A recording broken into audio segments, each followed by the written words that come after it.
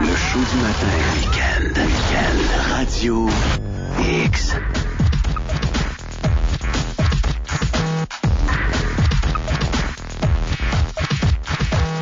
7h58, le chum Mathieu Thomasin est en studio pour nous parler d'automobile. Mathieu Thomasin qui travaille à Télémac. Vous pouvez voir ses émissions. Il a de l'air tellement propre, ce petit garçon-là. Salut Matt! Salut, comment ça va? Ça va pas pire. J'aime la description que tu as faite de moi. C'est fou, là. Tu changes à chaque semaine. La semaine passée, c'était une diva. Là, voilà, il est propre dans son émission.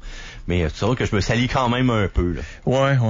C'est parce que, tu sais, j'essayais de pas me rappeler ce que tu venais de me dire sur ma voiture, comme quoi les gens me jugeaient, puis tout ça, tu sais. Mais écoute, je trouve ça difficile de me faire juger sur mon char, alors que c'est un choix de personnel. Mais moi, en tout cas, il y en a qui me trouvent bien drôle, là, mais moi, des fois, je juge les gens effectivement par la voiture qu'ils ont. OK? Ouais. C'est plate à dire, là, mais mesdames, si vous datez un gars pis qu'il n'y a pas de char, ça part habituellement très mal. Pourquoi? Ben, un gars, ça doit d'avoir un char, ça doit d'avoir une liberté de déplacement, ça doit d'être capable de se déplacer de A à Z et non de dépendre de quelqu'un. Puis sérieusement, là, si t'es obligé d'attendre après l'autobus pour arriver après une date, là, je m'excuse. T'es rempli de préjugés. Je salue les gens de Montréal qui n'ont pas besoin de voiture. Non, peut-être, mais écoute, c'est mon côté gars de char. Moi, je me suis dit que la masculinité passe par un véhicule. Puis si t'as un Hyundai Accent, ou encore t'as un Chevrolet, un 4x4, on le voit tout de suite, ta personnalité est différente, là. C'est vrai? Ben moi j'ai eu les deux modèles de voitures que tu viens de me parler, puis je suis pas différent, là. Bah, t'es spécial. Ouais, peut-être. Là, j'ai un Impala, là, les gens m'écœurent avec mon char, mais soit dit en passant, l'Impala a certaines caractéristiques qui pourraient plaire à bien du monde. Ben, moi, il y a un moteur là-dedans, si je me trompe pas. Il y a un moteur de fou là-dedans, mais quand j'étais assis à l'intérieur de ça, là, c'est comme si j'étais dans mon divan. Ben, le Kelley Blue Book, dernièrement, a fait comme un peu un sondage à savoir les véhicules les plus confortables. Et si je me trompe pas, c'est le véhicule qui est sorti en premier. Donc, oui, ton Impala Lazy Boy sur lequel tu te reposes constamment dans tes déplacements, ben effectivement, je te donne le point, c'est très confortable. D'ailleurs, c'est peut-être la raison pourquoi il y a quand même plusieurs corps policiers qui ont eu le Impala, là. La SQ, si je me trompe pas. Oui, ça remonte quand même un bout de temps. Il y avait les Impalas, il y avait les fameux Crown Victoria qu'on a vu encore, qu'on a vu. Oui, on en voit encore. Oui, on en voit encore en masse. Ils sont de plus en plus remplacés. Cependant, on se tourne vraiment du côté de Dodge, là, avec les fameux Charger. Ils ont toute une gueule en passant. Ils mettent-tu encore des police packs à l'intérieur? Oui, il y a encore des police packs. Il y en a beaucoup qui pensent que ça modifie la puissance du véhicule. Non, c'est vraiment plus des composantes qui vont le rendre plus robuste. Donc, on parle de suspension, on parle de direction, on parle de refroidisseur à l'huile aussi. Pas nécessairement plus de performance, mais on s'entend, les nouveaux Chargers, là, quand ils prennent le gros moteur, parce que oui, il est disponible. Donc, ça pousse en tabarouette. Et la personne qui veut essayer de se pousser avec ça, on a vu dernièrement, là, il me semble que ça pop dans les nouvelles, ça n'a aucun sens. Tout le monde qui essaie de se flexer ou encore qui essaie de passer en vitesse les policiers, je sais pas pourquoi. Il n'y a pas une avant-hier qui n'a gazé une policière, là? Ah ouais, avec du poivre de Cayenne, avec effectivement. Du poivre de Cayenne, c'est à 173. Elle a pogné un GEV. Un GEV, ça veut dire automatiquement un grand excès de vitesse. Tu perds ton permis sur le champ et ça coûte minimum 1000 $. Je me rappelle plus le nombre exact de points, mais t'es dans la chenoute jusqu'au cou. En plus qu'elle a attaqué une policière. Ben oui, elle l'a pris en princesse, là. C'est ça, c'était une diva, là. Donc, ça, au lieu de en passant, là, quand vous faites arrêter, là, pour excès de vitesse, essayez pas d'argumenter avec la police. Non. Fermez vos boîtes, là. Soyez polis. Donnez vos papiers. Laissez ça aller. Parce que, d'une manière ou d'une autre, tout ce que tu dis peut être retenu contre toi après ça quand tu vas arriver pour contester l'étiquette. Moi, ça m'est très souvent arrivé de me faire arrêter. Je suis rendu à 7 points de démérite, mais je suis tout le temps sur la route, puis c'est tout le temps des fois ça y va avec 1 point. Là, l'autre jour, c'était 3 points parce que je regardais mon cellulaire pendant que je roulais. Ça fait mal. Salutations aux policiers de Sainte-Marie. Je les aime beaucoup d'ailleurs. Est-ce que t'as argumenté? Non, j'étais super sympathique, mais lui, il avait pas le choix. Je veux dire, c'était vraiment imprudent là, quand je regardais mon cellulaire, le message qui rentrait. J'avais pas à faire ça, mais j'en ai pogné un à Lévis. J'étais dans une zone de 30. J'étais arrivé à 41 km/h. Puis il m'a baissé mon ticket. Ah ouais? Puis mais j'ai été super poli avec. C'est là que t'as eu un point, genre? Ouais. Mais je pense que je roulais un peu plus vite que 41. Je devais être à 45. L'école n'était pas encore commencée, bien entendu. C'est avec ça que je me suis défendu, mais j'y ai pas dit au départ. Puis il m'a dit, tu roulais à telle vitesse. Il dit, je t'ai mis 41. Parce que j'ai vu que tu as ralenti. Mais c'est sûr que j'ai ralenti quand je l'ai vu. T'es en phase de ralentir, autrement dit, quand t'as accédé dans la zone. Non, j'étais en phase de ralentir quand j'y vais à la face. OK, tu l'as vu sur le coin, puis là, t'as fait tout. OK. Mais j'ai été super poli, puis il me l'a descendu, tu sais. Bon, des fois, ça paye, entre guillemets. Bon, parce que quand tu commences à les écœurer, c'est sûr que les gars, ils te feront pas de faveur. Ah non. Puis, tu sais, en plus, quand vous avez une voiture qui modifie tout croche, là, vous êtes un vrai aimant à police. J'en ai vu, là, dernièrement, sur la route, les gros ailerons, les muffleurs tout croche. Je te dis, il y a des fois que je les entends passer à sens contraire de l'autoroute. C'est des vraies trompettes, là. Tu sais, on dirait vraiment un gros scout, là, qui saute une trompette. Les fameux pipes, là. Ça, c'est passé date, là. Oubliez ça. Puis, de toute façon, avec les voitures d'aujourd'hui, il y a tellement d'électronique que quand même que vous rajoutez cette pièce-là de modification, mis à part écœurer le monde, ça change zéro rien sur la performance. L'électronique, l'ordinateur va se réajuster avec ce que vous avez modifié, puis va aller chercher à nouveau de l'économie d'essence, va aller chercher à nouveau vraiment un allumage qui va être propre à faire la meilleure combustion possible, et le nombre de forces gagnées va être zéro. Fait qu'à moins que vous ayez un char des années 90, avec vraiment, là, tu sais, on remonte les bons vieux Honda Civic, là, oui, ça fait un petit changement parce que dans le temps, veut pas, c'était très très petit, c'était très restrictif, puis il y avait pas d'électronique dans le véhicule. Aujourd'hui, oubliez ça, les modifications, ça donne quasiment rien. Mais tu sais, quand tu dis écœurer le monde, je pense que c'est le bon mot. Puis moi, là, j'ai rien contre les gars qui font des modifications sur leur voiture, que ce soit esthétique ou au moteur, ou qui se mettent des pipes en arrière. Mais quand ils sont dans les quartiers, c'est-tu possible de faire attention? Puis je parle à mes gars d'Harley Davidson, là. Tu sais, je leur dis, là, c'est le fun d'avoir une belle Harley pis avec un bruit infernal puis tout ça, mais c'est-tu possible d'un quartier résidentiel de pas l'effoirer dans le fond?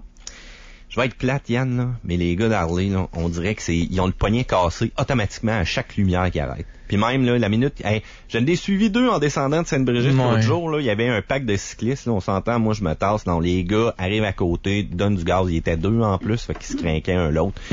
Je m'excuse, mais... était-tu sur le boulevard? T'sais, sur le boulevard, c'est tel que tel. Mais moi, si je parle dans les quartiers résidentiels, moi, je parle des Harley parce que je parle à ma gang, mais les bicycles de course, là, quand vous êtes dans un quartier résidentiel puis vous faites une course entre 2 stops, là, non seulement, peut-être qu'il n'y a pas d'enfants à cette heure-là, là, c'est la raison que vous me donnez à chaque fois, mais ça se peut-tu que tu réveilles les enfants puis que tu déranges le monde? Ouais, puis écoute, je vais embarquer une autre gang là-dedans aussi, les gars qui ont des gros racers, les gars qui ont des bikes qui font des révolutions jusqu'à 15 000 tours minute.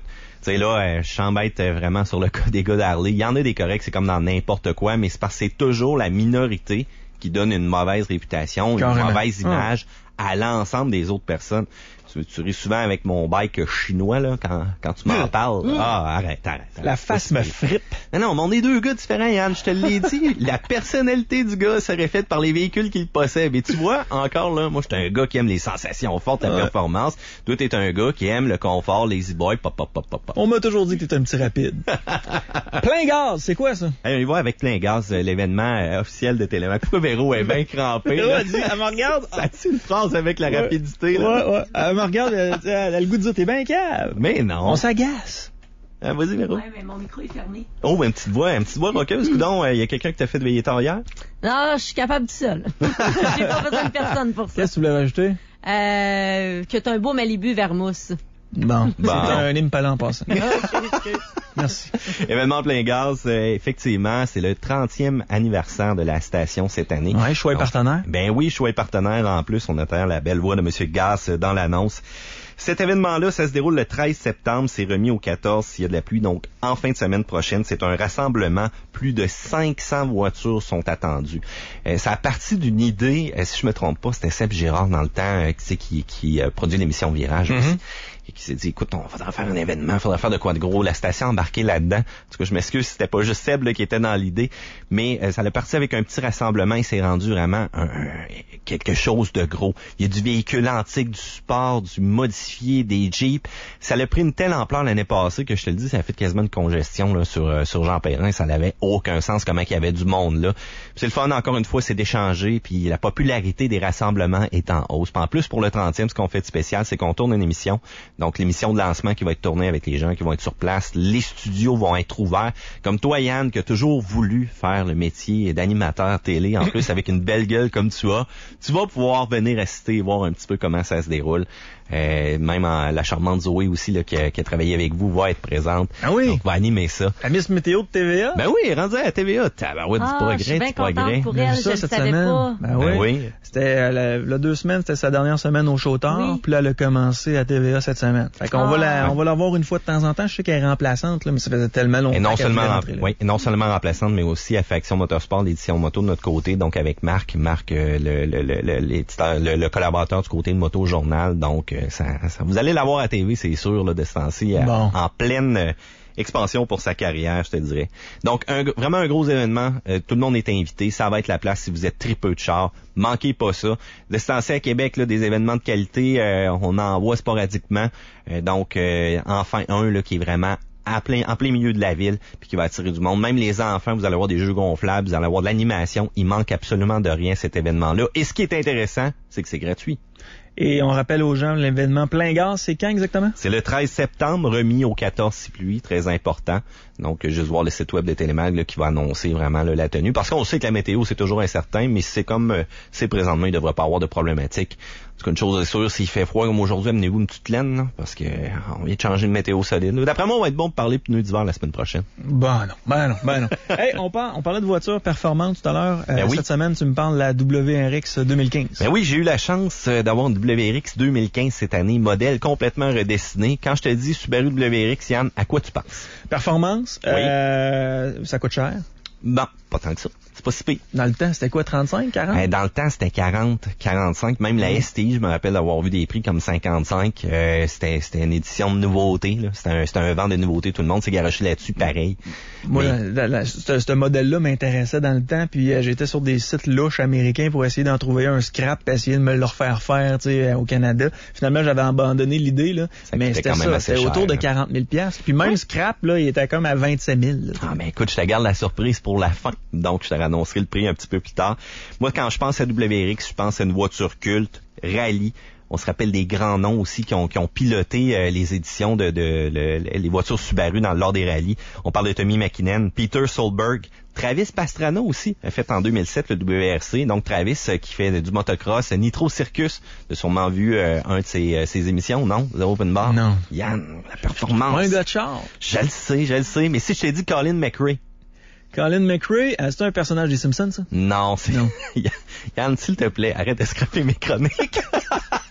Non, Colin McRae, écoute, c'est un gars qui est extrêmement connu justement dans le monde du rallye. Il était décédé cependant en 2007 lors d'un accident d'hélicoptère. C'est un gars qui était reconnu pour son pilotage tout risque. Il a fait aussi du rallycross. On avait vu toute une performance aussi avec Travis Pastrana qui avait viré une Subaru à l'envers puis qui avait remis ça droite, c'était reparti. Vraiment, là, c'était tout un véhicule. Nous autres, il a fallu attendre 1998 avant qu'on goûte à la fameuse 2.5 RS, la voiture mythique de rallye. Il a fallu attendre 2002 justement pour goûter à la sauce turbo des fameux 2 litres en sol canadien. C'est là que aussi Nokian a commencé à faire des ventes incroyables avec des pneus à clous. Là. Tous les gars de Subaru de 4x4 partaient sa drift l'hiver, puis ils voulaient absolument avoir des gros pneus comme ça. Donc en 2015, on est complètement revu. On va noter aussi qu'on a délaissé le terme Impreza, donc c'est vraiment Subaru WRX maintenant qu'on l'appelle. Et on dit bye-bye à la version hatchback. Là. Il y avait quand même un côté commode là, pour certaines personnes qui aimaient bien. On le sait, au Québec, c'est populaire d'avoir une voiture hatchback, mettre du stock à l'intérieur. Mais là, on y va vraiment uniquement avec une version 4 portes dedans. L'extérieur, le look, c'est vraiment réussi. Il y a des petites langues qui vont dire, ben écoute, il y a un devant de Lancer, le Mitsubishi Lancer, le derrière de Camry. Mais on reconnaît aussi très facilement le WRX avec son capot en aluminium, l'écope là, qui est vraiment fonctionnel, qui est intégré pour alimenter aussi le refroidisseur d'air. Il est plus élancé et abaissé cette année. Et la fameuse ligne d'échappement aussi avec 4 embouts à l'arrière, même le déflecteur pour ajouter de la stabilité. Et celui-là que j'avais avait une belle couleur blanche. En passant, c'est la deuxième couleur que je déteste au monde. Là. Quand tu viens pour laver ça, c'est plein de picots. Blanc? Oui. Ouais. T'aimes-tu ça? Non. J'ai un de mes chums qui vient de s'acheter une bonne connaissance, là, qui vient de s'acheter un Cherokee blanc, là, puis je trouve la voiture magnifique, mais blanc, là, c'est parce que c'est tout le temps sale, tu sais. Faut tout le temps que tu sois assidu pour laver ça, tu sais, à tous les jours. Mais en même temps, noir, il y a toujours des graphiques. Ouais, noir, ça c'est vrai. Effectivement, c'est les deux pires couleurs. Si vous voulez vraiment choisir une couleur qui est facile d'entretien, c'est un gris clair. La saleté paraît pas. Les graphings aussi, là, c'est très, très mineur, là, quand il y en a une là-dessus. Le rouge, c'est à éviter. Le rouge. Il y a plus d'accidents chez les véhicules rouges, selon certains policiers. Ah oui? Ouais. Okay. C'est vrai, ça? Ouais. Ça a l'air à ça. Est-ce que les assurances, c'est un véhicule rouge? Je pense que oui. Oh, ouais. Je suis pas certain si ça a l'influence au niveau des assurances, mais ça, c'est des policiers. Il y a plus qu'un policier qui m'avait confirmé que... Parce que mais on va s'entendre, là, c'est sûr et certain que s'il y a plus d'accidents avec les véhicules rouges, les assurances vont embarquer dans l'aventure. Ben oui, aussi, mais il y a le mythe aussi qui disait qu'un véhicule rouge est plus propice à obtenir un beau ticket de vitesse aussi, parce qu'il est plus facilement démarquable. Quand le policier regarde au loin. Ah oui, j'ai entendu ça très, très souvent. Fait que tu sais, un véhicule qui est tape à l'œil, là, le premier véhicule qui attire l'œil, c'est souvent lui aussi qui va être porté à recevoir le coup de laser là, pour analyser la vitesse du véhicule. Je sais qu'il y a quelques années, c'était plus cher assurer un Honda Civic parce que c'était le véhicule le plus volé au Canada. Plus volé, il arrivait beaucoup d'accidents aussi avec les Honda Civic. Effectivement. Donc, regarde, il y en a des mythes, Yann. Je pense que ça va mériter une autre chronique. On va faire une chronique mythe. Sérieusement, je vais te trouver ça. Tout juste après celle-là, des pneus d'hiver. Là. Non, mythe okay, avant. C'est bon.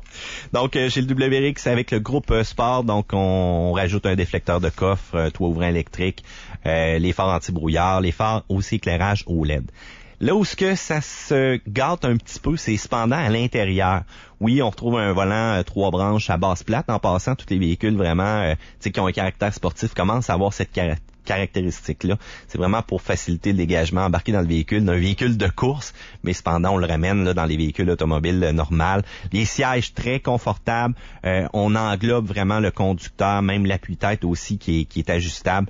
Cependant, ça s'arrête là. Le restant des matériaux, on n'utilise rien d'extraordinaire. On a encore une bonne utilisation de plastique. On a un afficheur multifonction, oui. On n'a pas d'écran tactile ou quoi que ce soit comme dans d'autres véhicules que c'est offert. Et là où est-ce que c'est vraiment le pire, c'est la radio qualité est totalement exécrable. Sérieusement, là, c'est 1990. Même j'ai embarqué des gens qui avaient des WRX avec moi puis ils disaient, écoute, c'est le même radio, la même affaire, ça sonne-tu bien? On levait le son au maximum, on se parlait, puis tu sais, t'es dans un véhicule à vocation sport qui veut aller chercher une clientèle un peu plus jeune. On le sait, j'en parle souvent, les Coréens, ils vont même Chrysler mettre des radios de qualité. Ça menaçait de fermer quasiment tous les petits vendeurs de radios aussi, justement, parce que t'as plus besoin de modification après ça qu'un véhicule comme ça. Ben, inquiétez-vous pas, les gars, vous allez avoir des Subaru qui vont aller vous voir, ça, c'est sûr. Et je suis pas du genre à payer 3000 $ pour avoir le radio 9 haut-parleurs avec l'amplificateur 440 watts qui est offert là, dans le groupe Sporttech. Oui, c'est intéressant. J'aurais la navigation aussi qui viendrait avec ça, mais plusieurs commentaires disent que c'est pas très, très fluide. Et pour 3000 $, je pense que je peux trouver mieux. Mon iPhone comprend mon GPS, là. Puis écoute, si je veux avoir un petit radio plus performant, j'irai voir des personnes qui seraient qualifiées là-dedans. Coffre à plat, finalement, pour la sédan, non, vraiment, quand on baisse les bancs, c'est vraiment à plat. Là où est-ce que ça devient le fun, c'est la mécanique. On est de retour aux 2 litres turbo, donc on a délaissé la mécanique 2.5 litres. On perd un peu de sonorité cependant, mais on va chercher des forces. 268 forces et 258 livres de couple entre 2000 tours et 5200 tours. Ça donne un véhicule qui est très, très, très rapide. Donc, 0-100 en 5.4 secondes, 240 km/h. J'ai eu la chance d'aller rouler à Pont-Rouge aussi. Malheureusement, j'ai pas réussi à faire ce temps-là.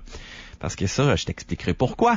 Mais il y avait un autre WRX exactement pareil qui a roulé 13.7, donc 13.7 secondes à 101 000 à l'heure. C'est environ 164 km/h pour le quart de mille. J'ai un commentaire sur Facebook qui vient de rentrer. Est-ce que c'est vrai qu'avec ce type de véhicule-là, tu peux atteindre pratiquement les mêmes performances qu'une Porsche? Oui, mais écoute, les chiffres que je viens de t'annoncer présentement, 5.4 secondes, c'est effectivement très rapide. Ça se rapproche justement dans le 5 secondes habituellement que les Boxster font. L'autre aussi caractéristique qui est extrêmement intéressante de ce Subaru-là, c'est la tenue de route. Totalement incroyable. Sérieusement, là, dernièrement, je pense que j'ai pas mis la main sur un véhicule qui tient autant la route que ça, et c'est pas pour n'importe quelle raison. On a augmenté la rigidité du châssis de 40% en torsion, puis 14% aussi en flexion. Les ressorts sont beaucoup plus fermes, la base stabilisatrice plus grosse. On a même des plaques de renfort là, au niveau de ces fameux supports-là. On va avoir moins de roulis en virage, totalement différent du modèle 14 là-dessus. Le modèle 2014 là, le WRX, c'est un petit peu plus sautilleux. Puis on a en même temps un système de gestion du torque, donc un système électronique qui va nous aider à nous propulser en dehors des virages. Donc, pour ceux-là qui connaissent un petit peu plus ça, c'est une donne que je dis rarement, mais le coefficient, la tenue de route en G latéral, on parle de 0.9. Donc, ce qui est très, très élevé, ce qui est digne même des voitures sport, qui vaut 2 fois le prix. Donc, oui, effectivement, les caractéristiques de performance se rapprochent énormément. L'autre chose aussi qui est très importante à noter, on a le choix entre une transmission 6 vitesses, manuel, ou encore la fameuse CVT. Tu sais mon avis sur des CVT. Qu'est-ce que je t'ai dit par rapport à ça? C'est quoi un CVT? Bon, c'est une boîte à variation continuelle. Donc, c'est comme, dans le fond, là, le bon vieux exemple qu'on prend, c'est une strap de skidoo là, qui fait la motorisation. Okay. Donc, t'as pas de vitesse à changer. tant que tu appuies sur l'accélérateur, le régime moteur va se situer environ toujours dans son économie d'essence ou encore dans sa plage de puissance qui va être bonne par rapport à la vitesse que tu roules. Lorsque tu vas aller en pleine accélération, ça va monter jusqu'à la ligne rouge ou encore jusqu'à ce que le torque soit optimal pour le véhicule et ça va maintenir ce régime moteur-là embarqué. Donc, c'est vraiment la sonorité du skidoo qui revient. C'est pas un exemple que j'aime donner à comparer un véhicule et un skidoo, mais c'est de cette manière-là que monsieur, madame, tout le monde comprenne. Tu sais, je t'avais mentionné que, bon, les CVT, c'est pas extra, surtout quand on a un véhicule qui est très peu performant. Mm-hmm. Cependant, sur Subaru, elle fait une job l'enfer. Ah oui? Oui. 3 modes de gestion, donc le fameux mode SC Drive. On va avoir la possibilité d'avoir une simulation de 6 rapports ou encore de 8 rapports et on a le fameux changement aux palettes aussi manuel. Donc, ce que ça rend encore une fois un véhicule qui va être extrêmement performant, qui va être toujours dans la gamme de puissance qu'il va avoir besoin pour accélérer. Donc, malgré qu'on a 0.5 litres de moins en volumétrie là, par rapport au moteur, on retombe à un 2 litres, on se dirait ça va être moins puissant, ça va moins tirer. Non, c'est tellement bien calibré. C'est assez surprenant là-dessus et c'est très très rare que je vais dire que j'aime une CVT, mais chapeau à Subaru sur celle-là. Toutes les CVT devraient être comme ça.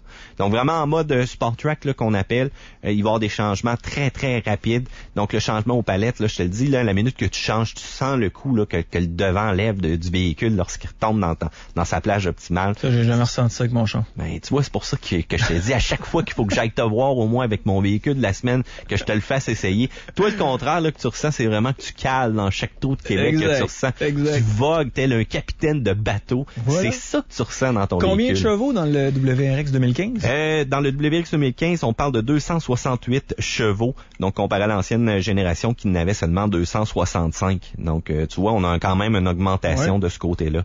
C'est un véhicule qui est opté pour le feeling de conduite. Tu te rappelles l'intérieur, je t'ai dit que c'était so-so. Effectivement, il n'y a pas de flafla, il n'y a pas d'électronique, il n'y a pas rien qui m'attire énormément dans l'intérieur. Même la qualité des matériaux est so-so. Cependant, une communication de la route au travers de ton volant, ton banc qui te maintient en place, puis t'es quand même capable de traîner 3 autres de tes chums là, qui sont assez grands là, à l'intérieur sans problématique. Donc un bon feeling de route. Oui, très bon feeling de route, puis on s'oriente là-dessus. Économie d'essence, performance. Donc on annonce 12,4 litres au 100, 9,4 litres sur l'autoroute. J'ai fait du 10,4 de mon côté et je suis allé effectivement dans quelques accélérations assez puissantes. Donc on s'entend quand on va à Pont-Rouge aussi sur la piste d'accélération, c'est là qu'on va tester les véhicules. On se promène pas à 2 km/h. Là. C'est le gaz au fond tout le temps. Donc je rentre ça aussi à l'intérieur de mon calcul.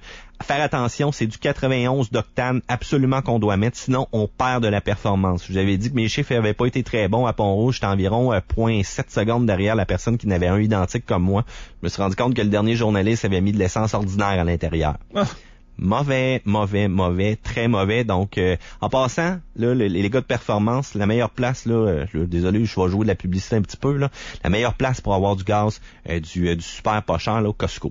Sérieusement, là, à pogner votre carte pour aller faire un tour. Là, d'ailleurs, à Le Bourgneuf, c'est ouvert. Là. Donc, 1,44, ça m'a coûté dernièrement. Puis quand je t'ai arrêté hier en descendant au Irving de mon côté, c'était 1,51,9, je crois. Hey boy. Donc, la différence est assez majeure quand tu es rendu à remplir un véhicule comme ça, qui a 60 litres là, de capacité. Le prix? Moi, je te dis entre 35 et 45.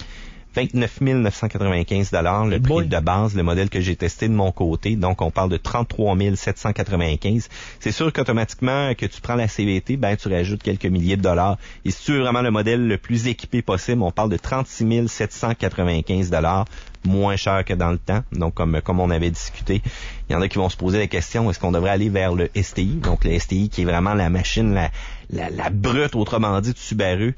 Le moteur a été vieux de 20 ans, donc ça commence à vieillir, ces fameux 2.5 là. Direction encore hydraulique. On n'a pas vraiment plus de puissance. Oui, on utilise le 2.5.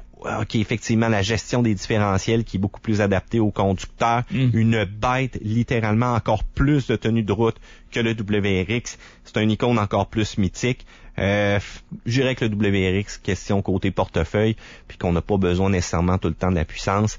Et que dire de mettre 4 pneus d'hiver avec des clous sur ce véhicule-là? L'hiver, amenez-en de la neige, amenez-en des détours pendant que tout le monde va aller se cacher à l'intérieur et écouter Occupation Double, ou je sais pas trop le titre que ça porte cette année. Pendant une tempête, nous autres, on va sortir dehors pour avoir du fun. C'est encore performant des véhicules à clous? Des pneus à clous? des véhicules avec des pneus à clous. Oui, bon, ça dépend de la condition. Il y en a qui disaient, bon, quand tu arrives sur un asphalte qui est comme mouillé, Exact. ça va se comporter un peu bizarrement. Faut dire que ça a énormément évolué aussi, le type de clou qui est employé. C'est plus comme dans le temps. Là. Dans le temps, là, c'était vraiment un genre de gros spike qui ressortait puis que ça creusait quasiment l'asphalte au fur et à mesure que tu avançais.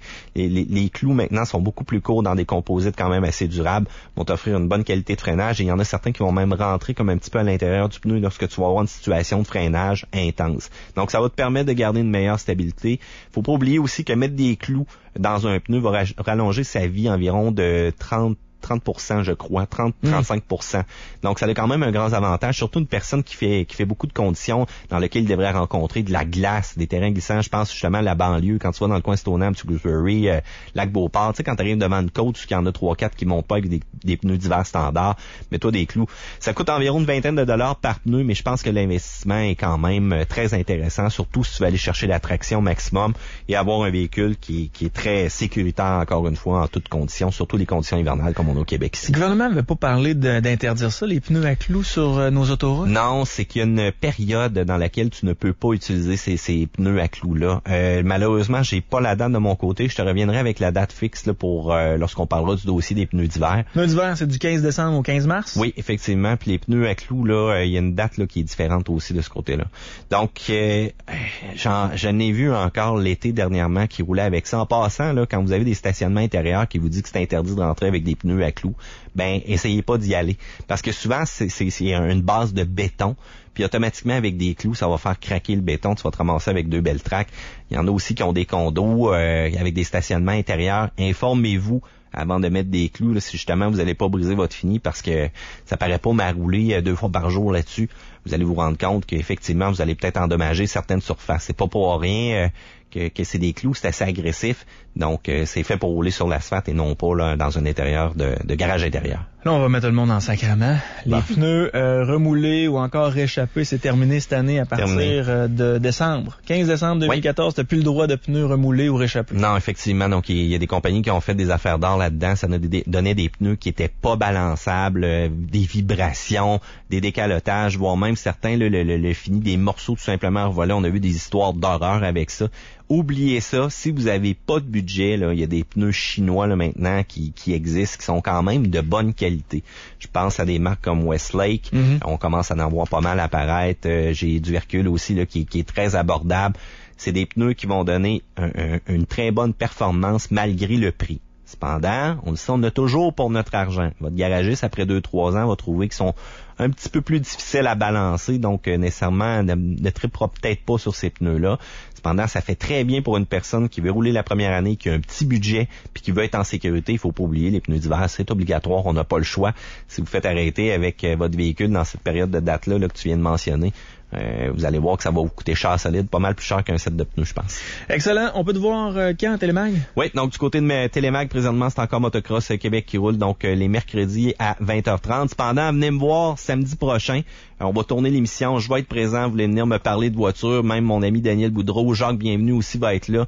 Donc, si vous voulez parler chars, toute la gang va être rassemblée. Donc, Télémag, donc sur le boulevard Jean-Perrin, directement à côté du Vidéotron. Vous le voyez sur l'autoroute Capitale quand vous descendez. Donc, le 13 septembre, c'est un rendez-vous à l'événement Plein Gaz. À quelle heure? Je pense que c'est à 9h le matin. Les exposants arrivent un petit peu plus de bonne heure, mais les gars de Char Antique, ça se lève tellement tôt là, que je pense qu'il y a du monde à 6h là, dans ce parking-là. Puis les gars de tuning, on le sait, vous êtes toujours en retard. Fait qu'arriver dans le coin de midi, il n'y a pas de problématique. Matt Thomasin, merci. Un gros merci à toi, Yann. Ouais. Radio X. Selected X. Ça va être la fun, mais amène-toi! Le show du matin week-end.